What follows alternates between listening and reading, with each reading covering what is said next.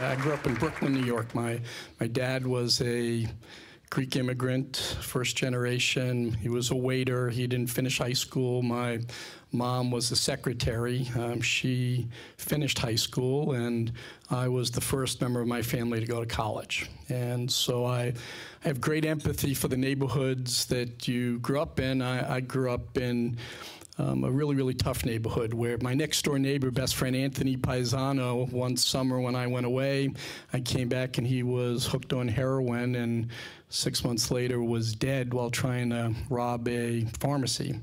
And so I know what it's like to come from a tough neighborhood and to have parents and friends and relatives pushing you to get out of the neighborhood, to make it and punch through and be in pursuit of this American dream. And for the most part, the dream is work really hard, go to a good college, study hard, get good grades, graduate, get a good job, make a lot of money, be successful.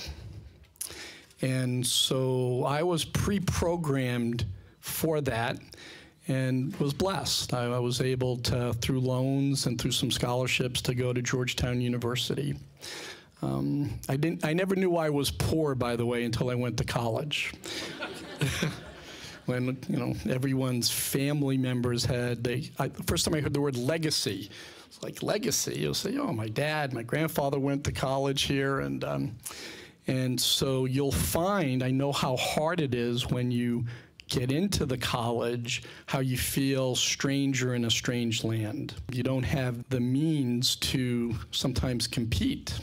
And I was blessed and fortunate to have a mentor. I found a Jesuit priest at Georgetown who played a real big role in my life and started to get me to think about higher callings and bigger missions than just being successful. Education is clearly the #1 deliverable.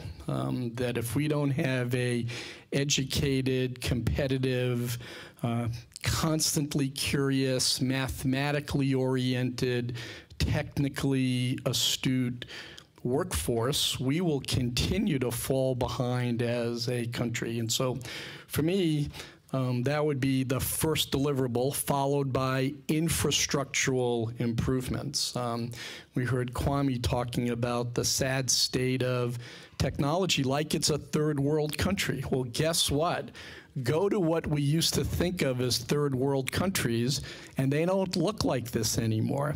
They have bypassed a whole generation of infrastructure and gone from the 19th century into the 21st century, where we're still kind of an industrial, old school landscape kind of environment. So I would really have national agendas to try and help young people. It shouldn't be lost on anyone on what happened in Egypt was driven by young people and social networking, where they felt frustrated and they came to the streets. They met up through social networking. It shouldn't be lost on anyone. I went down to see Occupy DC. I was in New York a couple of weeks ago.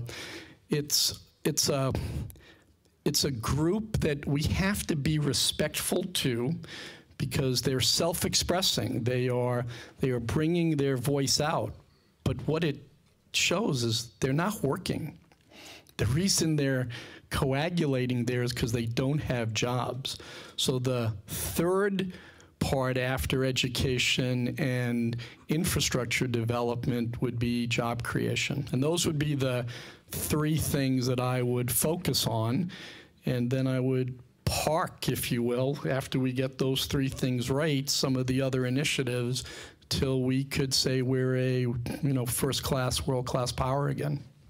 This morning is about the children of Washington, D.C.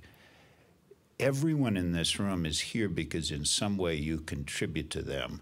But Chancellor Kaya Henderson and her team at the D.C. Public Schools, supported by the mayor, the chairman, the superintendent, the deputy mayor, bear the responsibility, and Kaya bears much of it on her own shoulders, If you want the children of DC to succeed in the long run, as badly as we all do, support that team and help the DC public schools help them succeed. We've got the team that can do it now.